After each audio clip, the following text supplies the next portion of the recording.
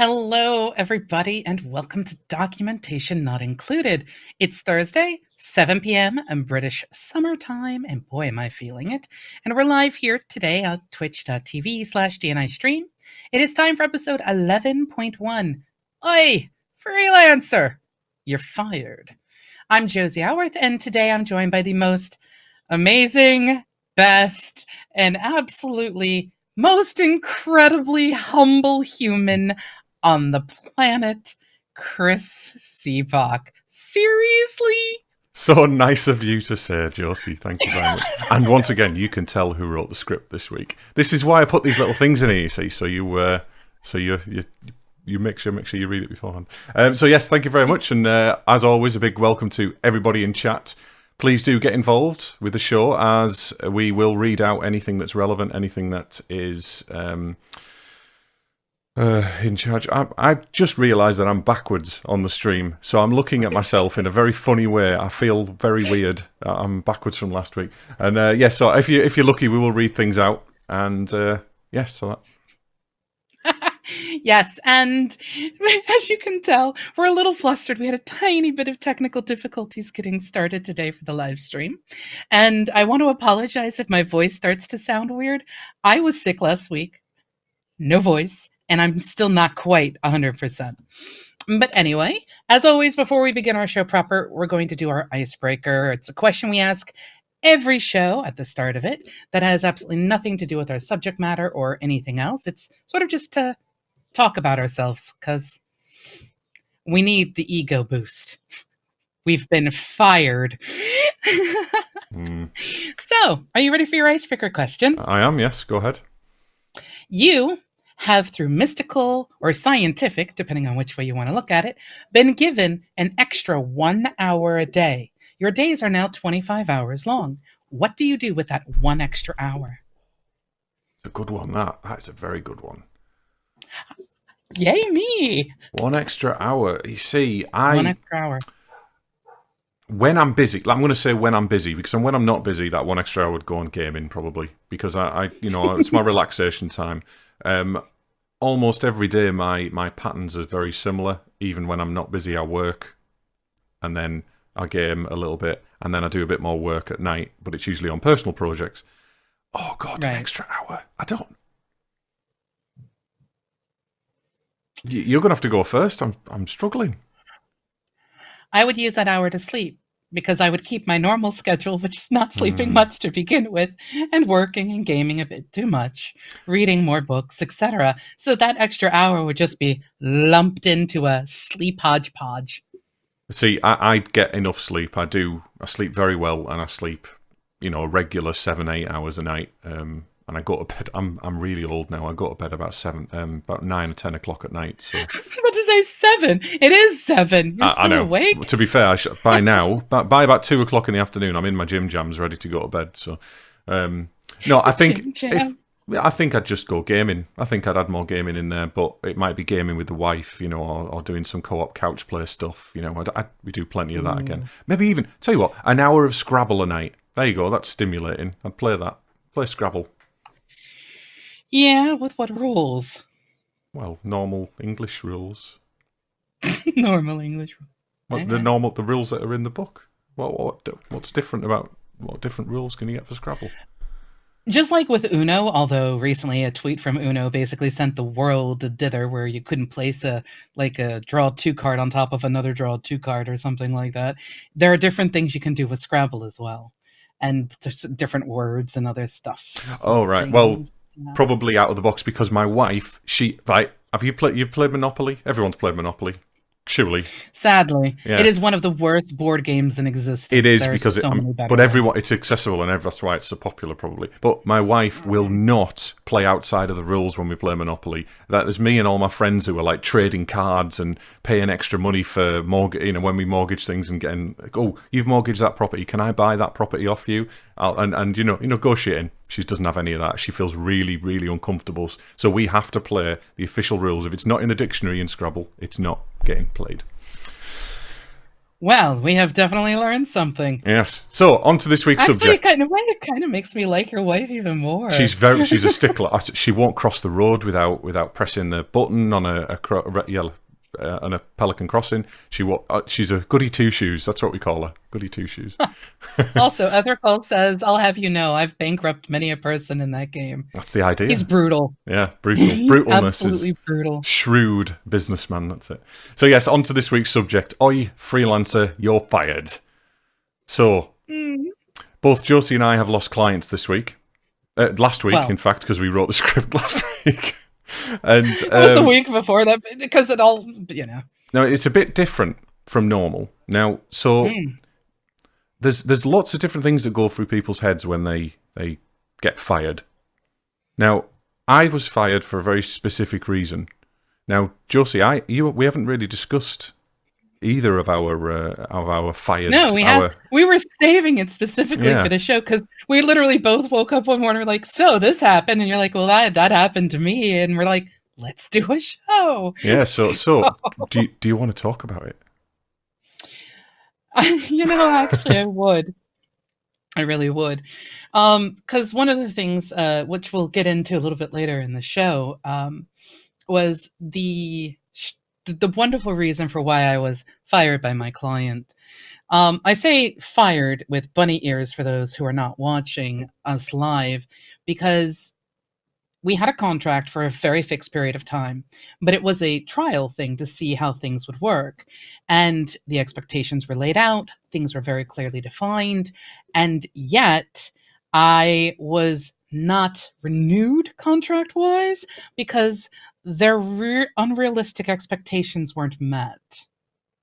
So they didn't think that you fulfilled their expectations? Yep, even though it was very clearly stated from the outset what those expectations were, what the deliverables were, what the realistic ROI was going to be, and like everything else that went with it.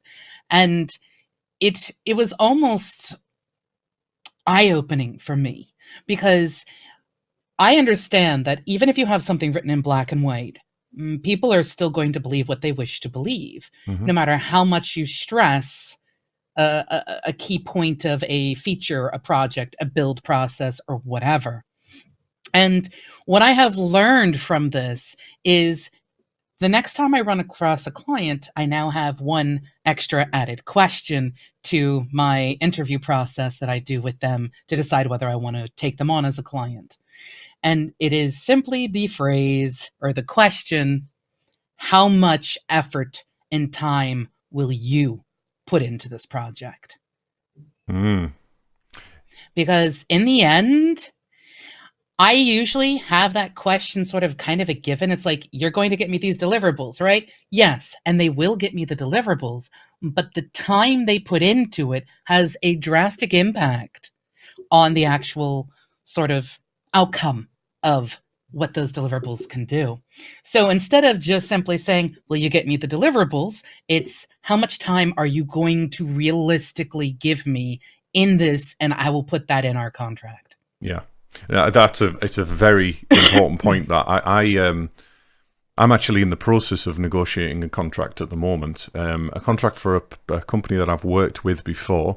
They're very much, they're very flexible. They work with me on a deliverables and a milestone basis. It's not just a day rate like a lot of contractors get. It is you will deliver this by this date, and then we will pay you, and then we'll pay you a day rate, and then we'll also pay you a bonus, which will make up the day rate. So there's a risk there, right, which is fine. And I haven't ever had a problem getting paid for them before or anything like that. But every single time we've agreed a list of deliverables, it's been very much focused on. There's a lot of back and forth. There's a lot of, right, so what you've asked for there is very grey. If you're going to hold money back on me based on your expectations, then I have to set your expectations at this level. I've had exactly the same thing happening today and the last couple of days while I've been trying to get this contract raised. Finally today we've come to an agreement, and I'm very happy with it, and by the sounds of it, they're very happy with it. Everything's been confirmed, but there is also an expectation that they are going to be available for me, and they are because I'm going to do some of the work remotely, then I'm going to go and see them. So when I'm there, I've got a bit more control, but when I'm remote, no control whatsoever on what they're doing during the day. They've got their own day jobs to do. They've got their own objectives and goals. I'm employed. Hang on, I'm not employed. I am brought on as an expert. Contracted. Yes, I'm contracted as an expert to provide services for a set period of time. And that set period of time, I have to deliver what they expect.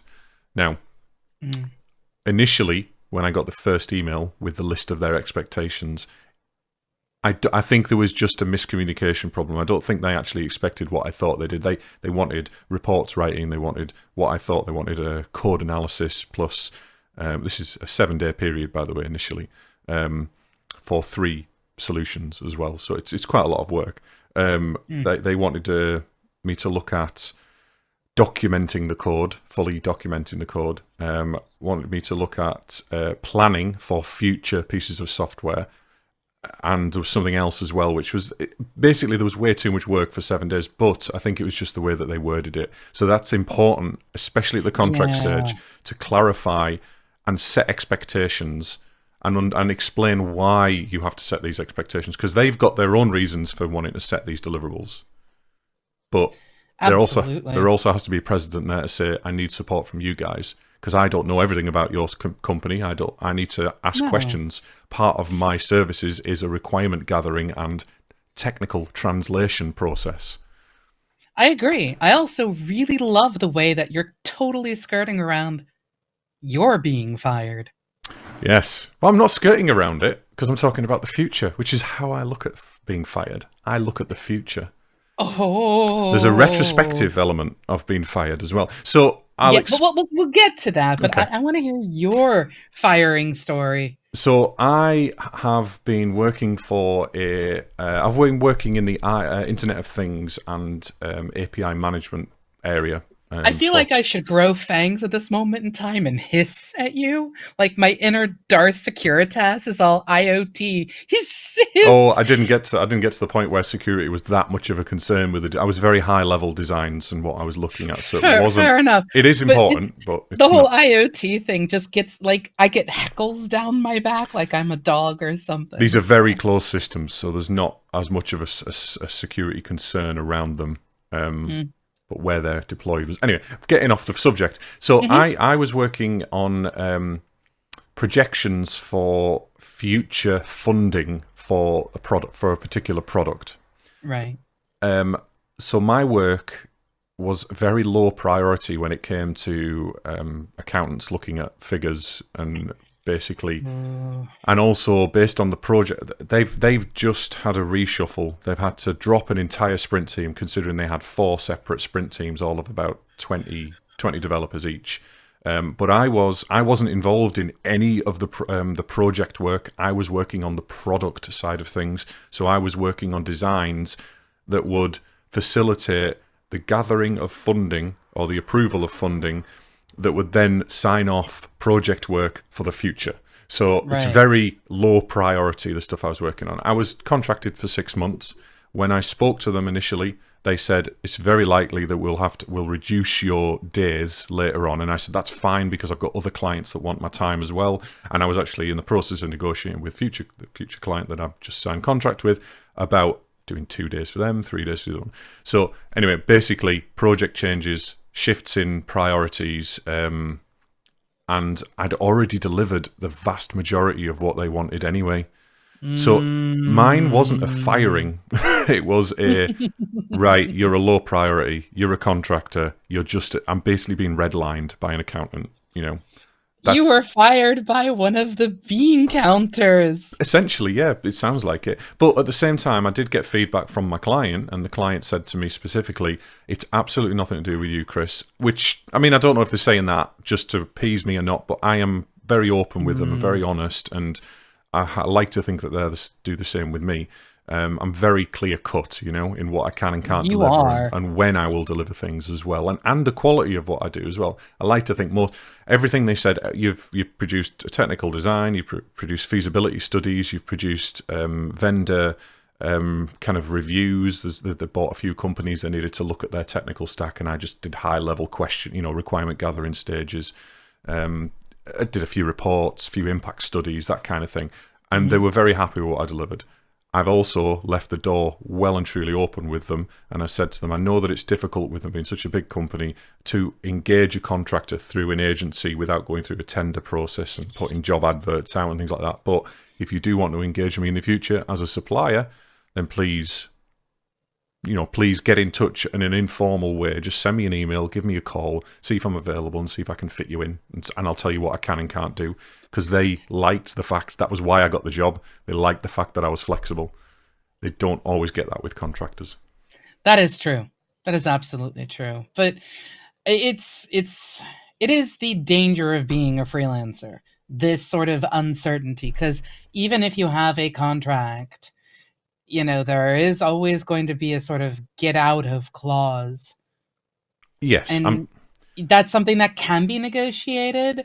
But yes. So. I actually insist as much as I possibly can with most of my contracts to have either immediate or 5-day kind of notice periods, because it doesn't matter what my notice period is really, because if I'm not working for them, I don't charge them. Exactly. In fact, current new client. If you have a retainer, that's different. That's a very different type of thing, though. A retainer contract. I'm talking about a contract of services. If you're not providing those services for X days, you go on holiday, you are unavailable due to illness, or there's just no work for you, there's something called mutuality of obligation within a contract. And that mutuality of obligation is essentially, I have no obligation whatsoever to accept work from you other than that is in this contract, so the deliverables, and you have no obligation to provide me work when there is no work to do. So in that instance, I know it makes a contract almost pointless, but the contract is there in case something goes wrong. Yeah, and you don't it covers deliver. Everything, the indemnities. Yeah. If you walk away from a contract and leave them in the lurch, if you leave them in a horrible place, then it's important that they can recoup their costs. And again, usually it's covering the agency as well if there's an agency involved. Yeah. Yes. So those are the basic stories behind how we experienced our recent "Oi, freelancer, you're fired." But those aren't the only ways that you can find yourself fired as a freelancer or contractor. No, and it very much does just depend on the size of the client as well. Generally, the smaller clients, they look at you more as a person than as a number. You're not a number.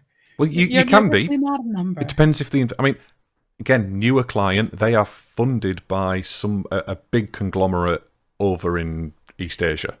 Right. They have, it's a name that lots of people know, but they have funding. That's where all of their money comes from. So it's difficult for them to act like a small company, even though they are a tiny company in comparison. I think in a way you can also ingratiate yourself into larger companies and not be a number. I think it can depend on where the funding comes from. I think it's part the size of the company, part the financial size of the company, because that makes a huge difference. A lot of the time I tend to find myself speaking with and engaging with people who are on the floor, the doers, or middle management who are the middle tier decision makers, but they don't have any control whatsoever with the funding.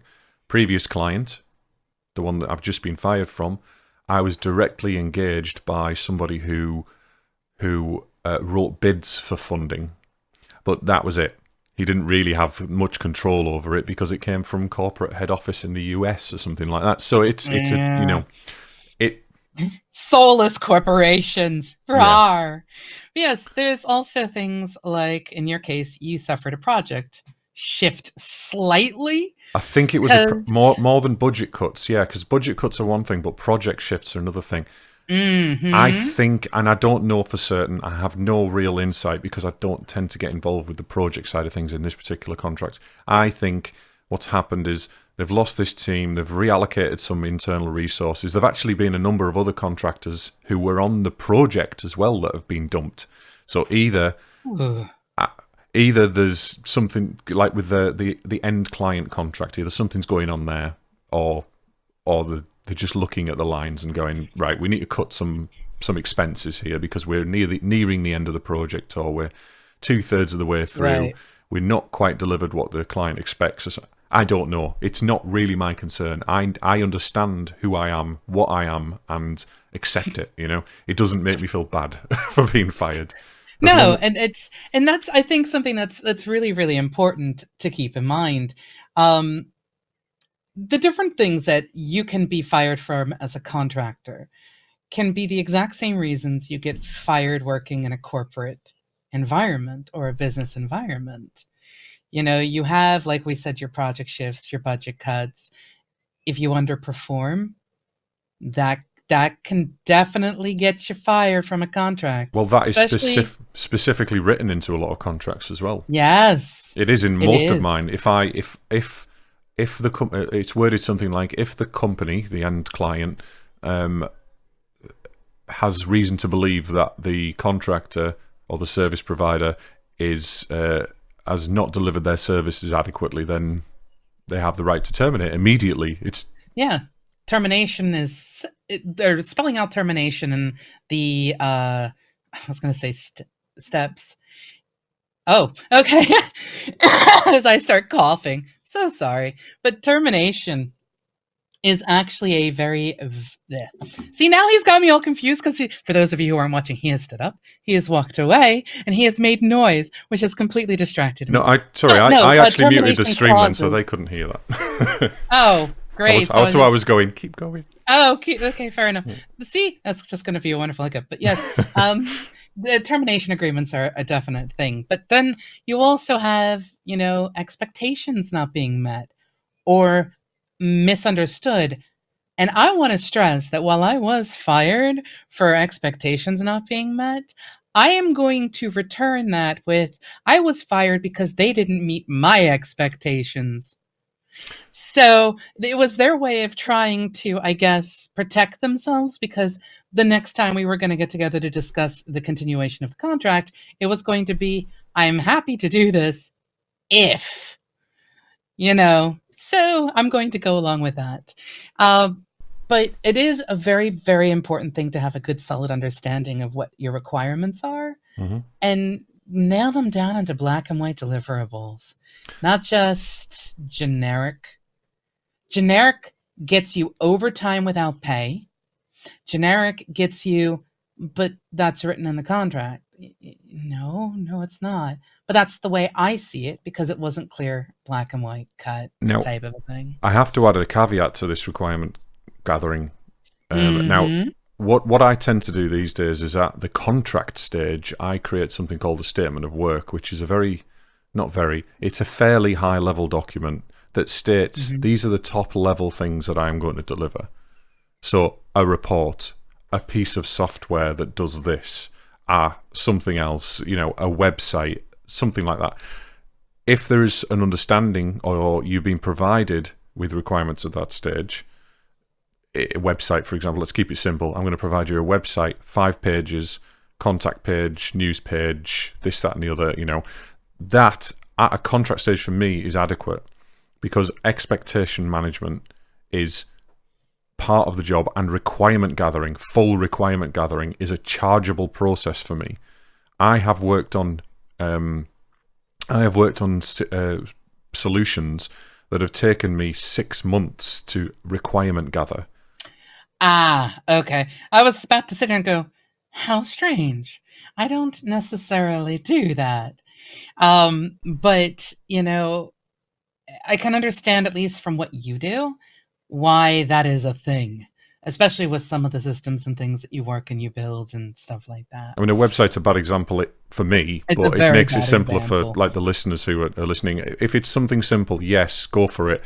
Requirement gather as much as you want. But I've already spent 2 to 3 days sending emails back and forth to this previous client that I'm going to be doing more work for.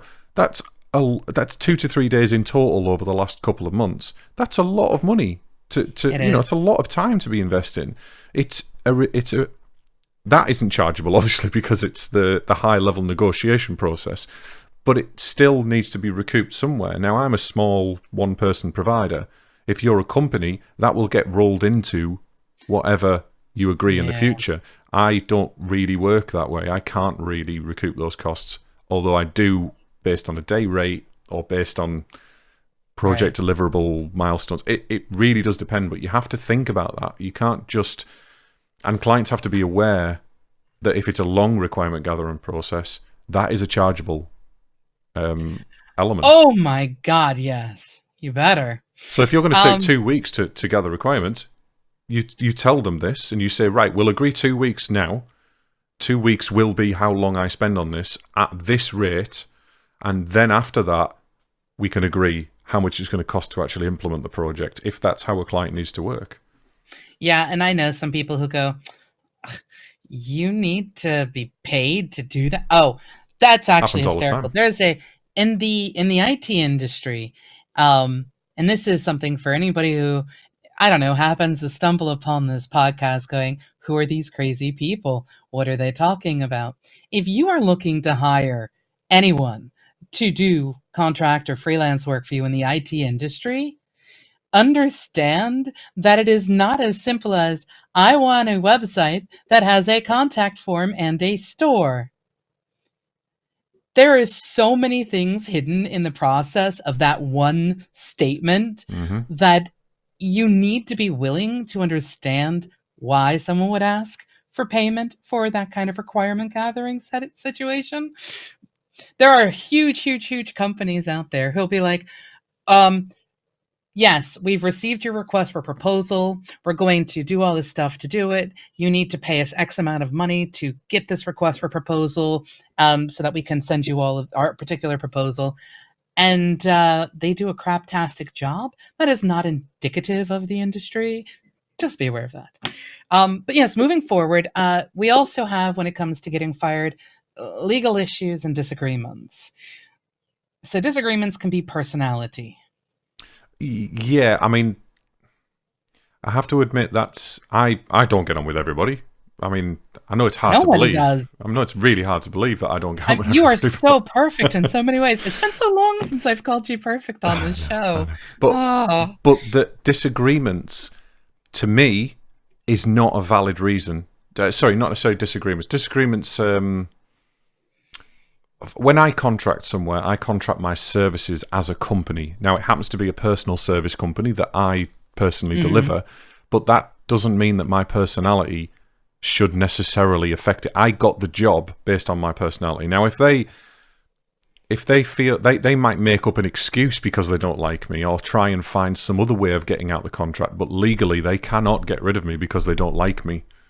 That isn't how a contract is written. Well, see, this is where I see the term disagreement in this lovely set of show notes that we have here to the side, different than you. To me, I have actually run into a situation with a client several years ago who fired me because even though they hired me for my expertise, they didn't like what I had to say. Okay. They didn't like the fact that my expertise expressed a very specific set of instructions. To put it simply, you have a site that is selling something, you need an SSL certificate. This was back before Let's Encrypt existed. That's them not necessarily disagreeing with you. That's them not understanding what you were there to do. No, they didn't like the fact that I was pushing a solution that was industry standard that would cost them more money. Right. So that does happen. This was back before Let's Encrypt existed. So this is back in the days where you had to spend gratuitous amounts of money for a yearly SSL certificate from someplace like Komodo or Thwaite or whatever. But, you know... So you still need to do that in some industries, and in some instances you still need to go, right, your SSL certificate's going to cost you £4,000 a year. Because you have, I mean, Let's Encrypt isn't appropriate for every single website on every single application out there. And in fact, a lot of companies will not consider it. So it's still a thing. It's still a thing when someone says to me, oh, we need someone who's a SQL Server expert, and we need a SQL Server provisioned and deployed and configured for this particular project. And you go, okay, that's £20,000, please, for the license cost, you know? Because you've got an 8-core processor, or you want so many client access licenses, or whatever the particular licensing Yep. is at the moment. Or right, we need an Oracle server. Okay, right. I've come on site. I've had a look at your Oracle server. I've analysed what you've currently got. Whoever's installed this hasn't licensed it properly. They've actually cracked it. I've seen that before. I've seen people. Oh, I have too. And when that happens, and you come back to them and say, "I'm sorry, professionally, I cannot condone this. It's up to you how you continue, and I'm happy to provide the software and the queries and everything else that sits on top of it. But my professional opinion is you need to do something about this. This is how much it will cost." That's up to them to make that decision.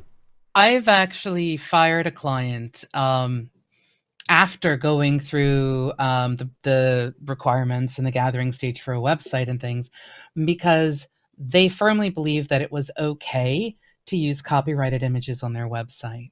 Again, And I refuse to be part of that or privy to it. now there's the refusal of, if you are directly involved in sourcing those images and putting them on their website, then yes, absolutely refuse if you are directly involved in it. If they happen to do that using software that you've created or a website Well, that you've obviously, created, I've got indemnity for things like that. Yeah, but in that's this not case, your part concern. of the job was me actually taking the content that they send to me and putting it on the site for them, because they didn't want to have anything to do with that sort of humdrum, boring kind of content update, which is fine.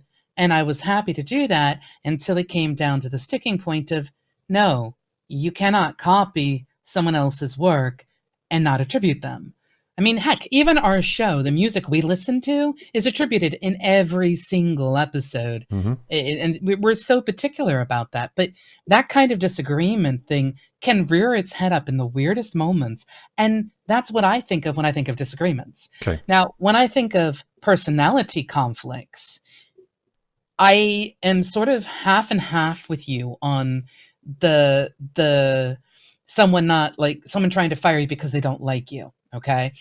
In your case, you end up working in huge groups of people or large projects, or you're not doing a 1-to-1 or a 1-to-2. Like me, I'm usually 1-to-2, 1-to-6, depending. 8. Sorry, more often than not these days, I am actually on a much smaller scale. I might be part of a big company, but I'm working with 1 or 2 people. But I think disagreements can come in a lot of different ways, and I think how disagreements are handled says an awful lot. I mean, when we were talking about the primer thing, we were talking about how the thought is gone because of my throat.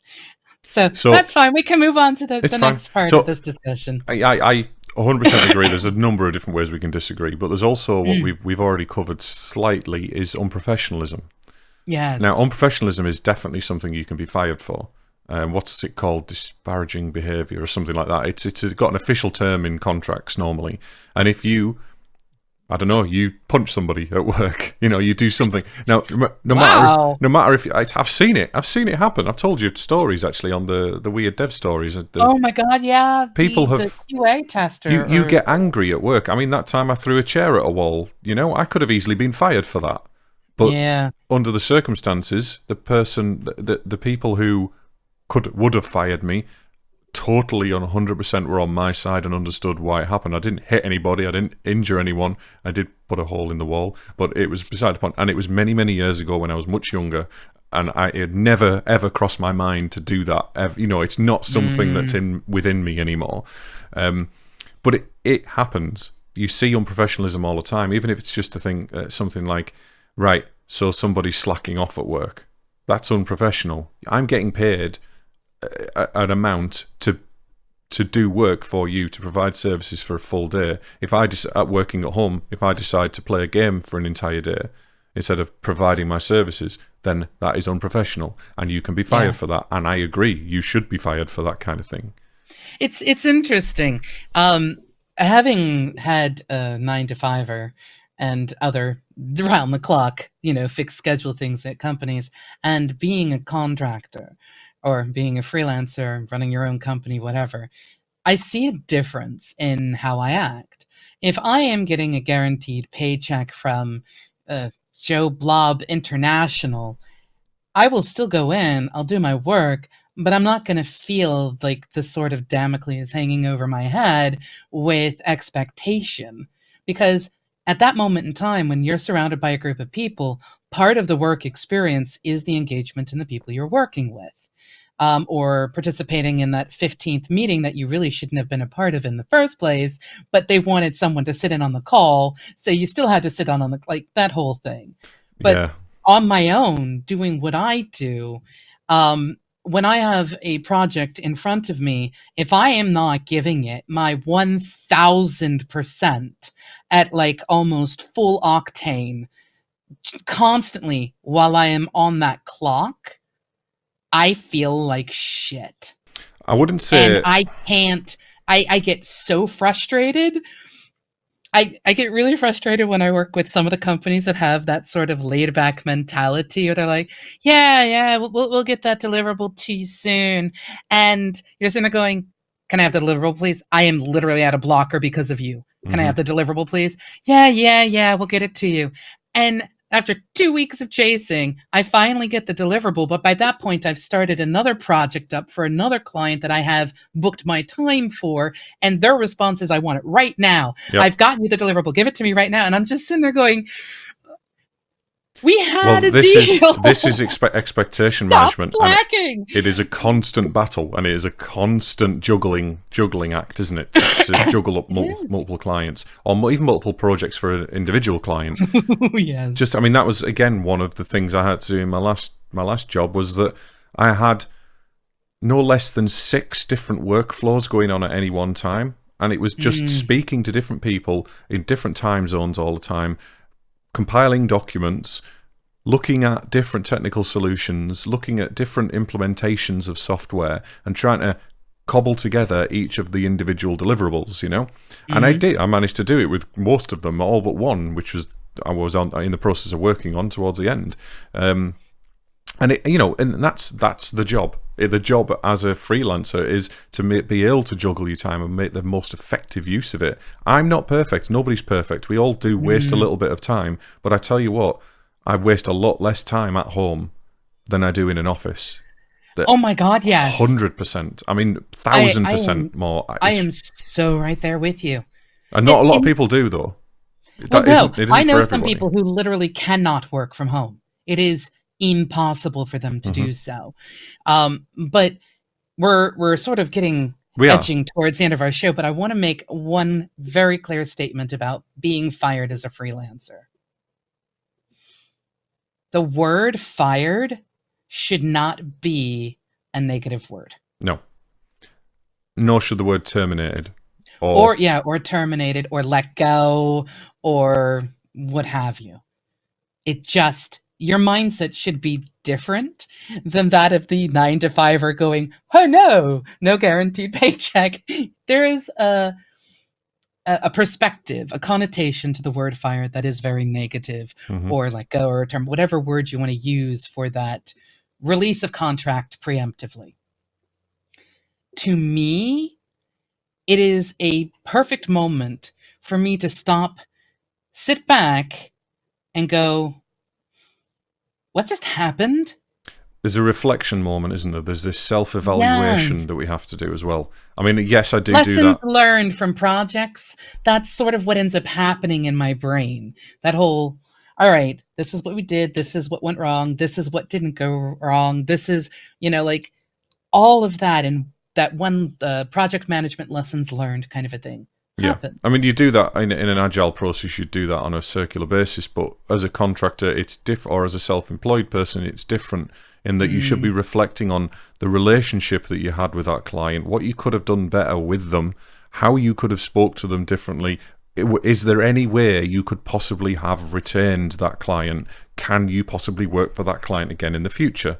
All of those Yes. things. I mean, before we do go, I know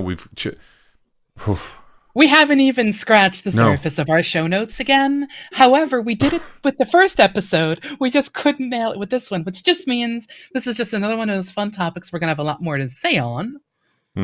However, because of the fact that this is about being fired, I really want to clarify. If you find yourself preemptively let out of a contract and it was not your choice,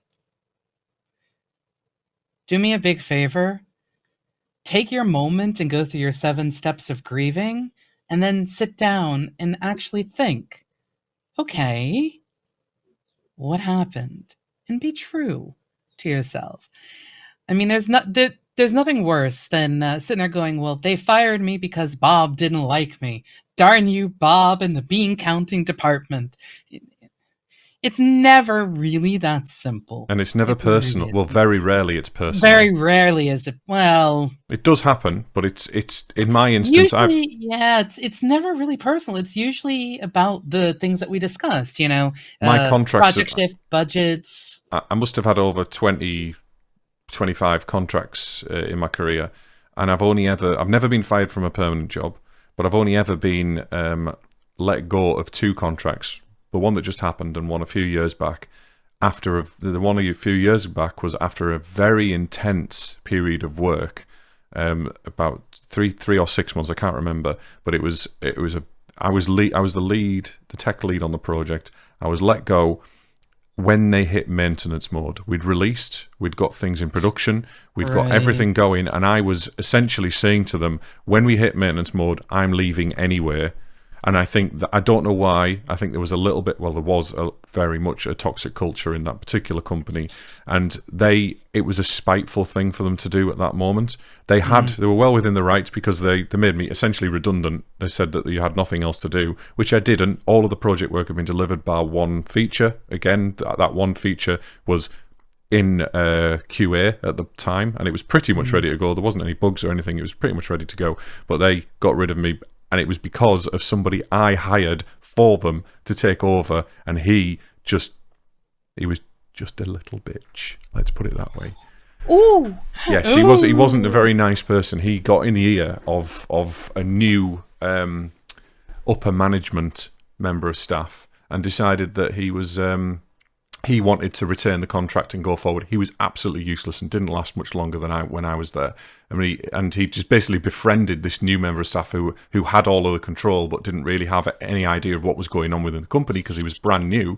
But it was I'd finished what I'd done anyway. I was so close to essentially handing my notice in. Regardless, it didn't really make any odds to me, and everybody knew as well. I was very vocal about it. I wasn't like having a go at anybody. I was saying that when we hit maintenance mode, there's nothing else for me to do here. It is essentially, I've handed over to the new permanent employees that I've helped to bring on, and that's it.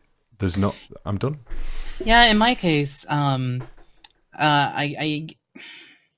walked out of a 9-to-5er, but that place was so toxic. I wasn't the only one. That day, 6 of us walked out and didn't return. I've left plenty of jobs, but I haven't been fired from them. The only time that I might be partially brain dead because I'm still partially sick, but I can't think of a time that I've actually properly been fired. The only firing that I have experienced has actually been as a contractor. And 9 times out of 10, except this past one, which was, in my opinion, unrealisticness, even though there was a very clear thing, but yeah. And the only time it happens to me is usually because there's been a budget cut. And it's something that I understand, but I have never burned my bridges with the people who have let me go for budget cuts or project shifts or anything else. And it's at that point where I get the emails with people going, I know we had to let you go. Can we have you back just for a fixed period of time? Can you just do this one thing for us? And that is manna from the gods. That speaks that is louder ambrosia. Than words, doesn't it? It really does. There's nothing better than having that horrible day where you're sitting there banging your head against some problem you're trying to solve, and you get that email going, I'm not hiring you from work, but I just want to remind you I love you, and I'll be in touch with you, and I'm going to hire you again once I've got the budget for you. It's such a nice feeling. So that is kind of, I mean, we wanted to cover a lot more about being fired and how to handle it and what to do afterwards and how to, mental state and all kinds of other things. What's really important is to not take it personally. What's really important is to make sure that you're proactive in looking for new pieces of work. You don't wallow, you don't worry about what's happened. You do self-reflect, you do learn from the process and evaluate, honestly try and evaluate what you've done. Now, I know we've spent a lot of the time on this podcast making excuses for why we've been fired, talking about why we've been fired, and both of us have done it, and talking about the fact that it's not our fault.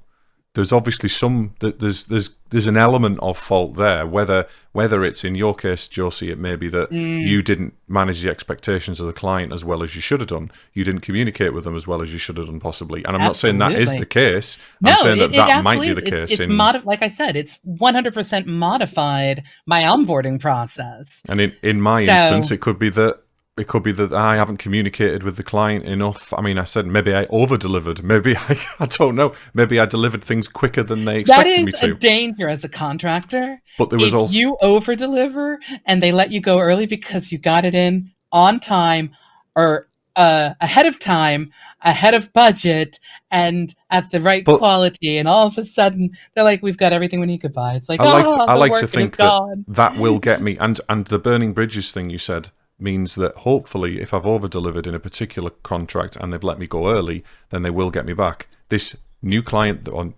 returning client, I essentially didn't have contracts renewed. There was plenty of work there, but they didn't have the budget to renew me at the time. They've come back to me nearly a year later and they've said, "Chris, we want you, and we want you to get involved with this at a different level now because they've lost some staff, they need additional help. So I am now providing more services to them as a business." That's a positive thing for me, even though I was let go a year ago. So, you have to look at you have to think about it as positively as you can. Otherwise, you will just sit and worry. Every contractor, most contractors, let's say, I know, are permy contractors, and that they just work at a place of business, and then they'll speak to an agent and get another contract, and then they'll just keep doing the same thing over and over. And I look at things like a business, and I look at my repeat clients. I didn't used to do this. I didn't used to put much onus on repeat business, but these days I'm very much about it, and I enjoy it as well. Repeat business can be a bread and butter in some cases, or a random landfall for a contractor. Now, we are at a point where we should definitely dive into an RTFM. Yes. So RTFM is the part of our show where we get a chance to rant, rave about anything. Doesn't always have to be development, but sometimes it's worth it. Do you have an RTFM, Chris? I do. Mine surrounds quality analysis of software and hardware products. I have, and I'm going to call the company out right now because I'm so utterly sick of their hardware. It's ridiculous. There's a company called Garmin you may or may not have heard of. Garmin provides fitness trackers, fitness devices for cycling, for running. Do I look like someone who would know that name? I'm just joking. They also provide GPS for your car. They do all kinds of stuff, but basically they are GPS providers and trackers. So I have something called a Garmin 820 for my bike, which is extremely advanced kind of cycling computer. It's got everything you could possibly do. If you've got the right sensors, you can sensor everything up to the cadence that you're cycling at. You can monitor your heart rate. You can monitor the speed you're doing. GPS coordinates. Wow. I can send my wife a image, a map link to tell me where I am in the country if I'm out on my bike. That kind of thing. Really advanced bit of kit.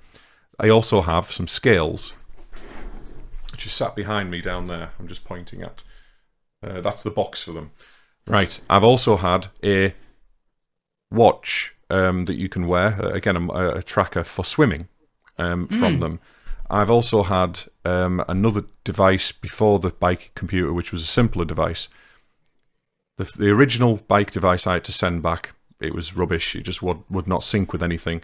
The 820 bike computer I've had to send back. Because it wouldn't sync with my phone. The scales, I'm on my second set of scales. I'm about to send these back and get my third set of scales. And the swimming watch I had to send back because that just would not work whatsoever. Or with anything, it just wouldn't sync with their online cloud services and stuff. The quality analysis of this company, who's a global company, who you spend £350 on one of these devices, you know? It's just, I know it's a really advanced computer, and it does loads of things, but oh my God, that just the worst quality analysis in the world. Just check that that they're fit for purpose, you know?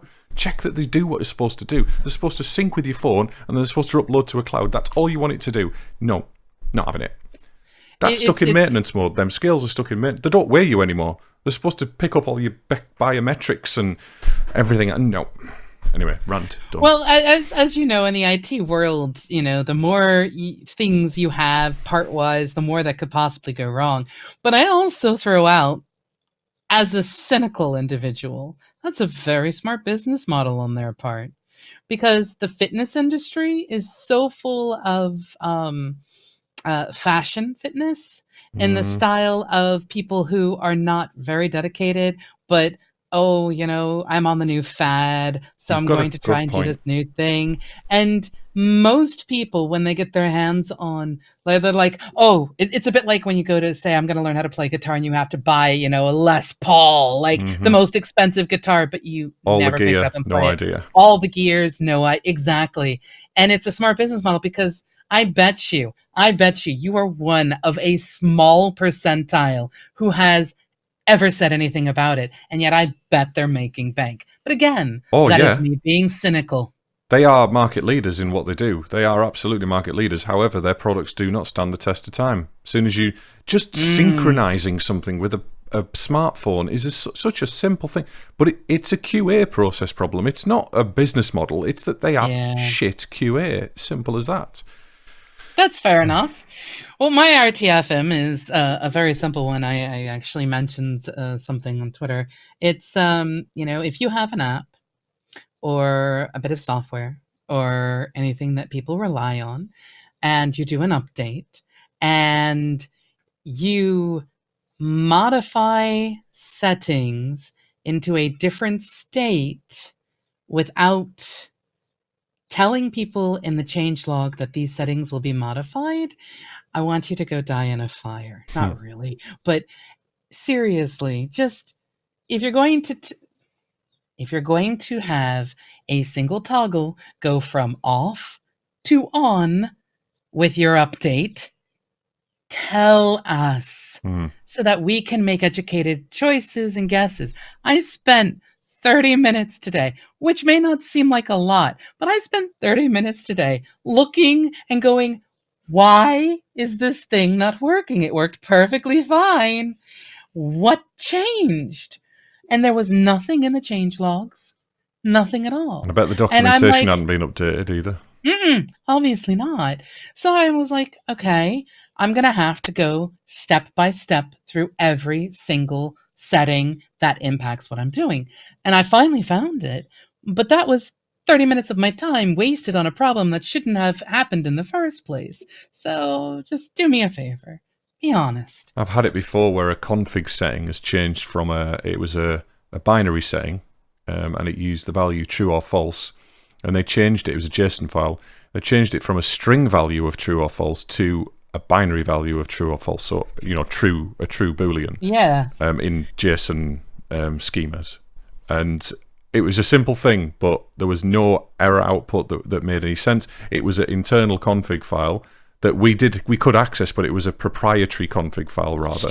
And so we, you know, it was documented, but it was it wasn't in a change log, and it was such a simple change, but it just didn't work. Yeah.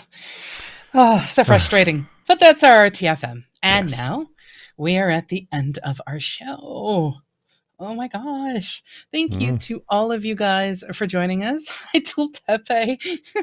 Poor Tultepe has been working like a dog. And poor Evercall is now crying. And to everybody else, I see you lurking. Don't think I don't. I totally do see you lurking. You've missed the show, Tultepe. I'm sorry. But yes, thank you so much for joining us live on Twitch, twitch.tv/DNI stream.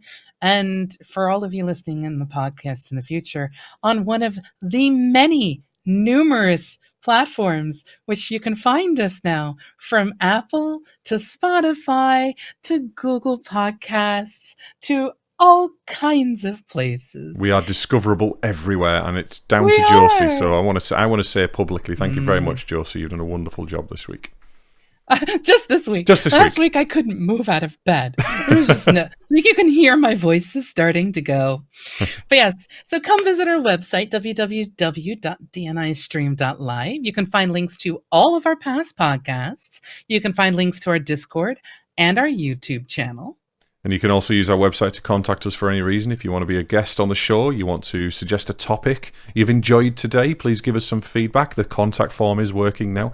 Or you've hated everything we talked about. If we ramble too much, please send us some feedback and tell us what we can improve about the show, because we do want to take this forward. It's important to us, and we're trying to refine everything as thing. And if you want to be a guest as well, we're always interested in having other techies on. And no one's everybody knows something that somebody else doesn't, so it doesn't matter how good or bad you are. I want to throw out one of the hardest, or one of the reasons why it's so difficult to get people as a guest on the show is imposter syndrome. Every single person I talk to goes, "Oh, I don't know enough to talk about this." I'm like, that is not the point of our show. The point of our show is something interesting you? Are you excited about something? Is it tech and dev related? Come on the show. Absolutely, because we all learn from each other. That's the joy of being a techie. That's why we started this podcast in the first place. And speaking of, next week we have someone joining us to talk about Python and learning second languages in the programming world. Yes, it's something I'm quite interested in as well, because I believe he's a C# guy, isn't he, who's moving into Python. He's a C# guy, works a lovely agency up in Scotland, which will be great. But he'll be joining us to discuss Python, the second language. So yes. Before we move on, we do have our source code for our website available on github.com/documentation not included. We do accept pull requests, we do accept issues, etc. Not much work has been done in the last few weeks, but I'm hoping actually to have a bit of time tomorrow. Now I've finished all of the legalities with my my contract. I don't know. I think you should take a vacation. You haven't had a vacation anytime recently, have you? I have, and it was wonderful. It was wonderful. But as I said, yes, please do get involved. Even if you just want to learn some Angular or get involved with any C# or anything like that, or just look at some design patterns or anything like that. Have a look. Yeah, have a faff about. I think is what you were about to say. Have a faff about. I think it's such a great phrase and so British. But yes, we all hope to see you guys next week, Thursday, 7 p.m. UK time, here at twitch.tv/DNIstream. Keep your eyes on our Twitter account at DNIstream, or hang out in our Discord chat for show updates. Not just show updates, massive discussions about technology platforms, random bits of humor, and just general good tomfoolery. I think we were talking about infrastructure provisioning, and you started the conversation, didn't you? What was it? CMDB, yes. You were talking about CMDB, and we kind of moved on to CI/CD and infrastructure as code kind of provisioning, and yep. So if you're into that, it's wonderful. Yeah, definitely. Anything at all. Just come say hi, chat with us, and make nice and merry. Indeed. Right. But yeah, that's us from Documentation Not Included. We'll see you all next week. Bye. Bye.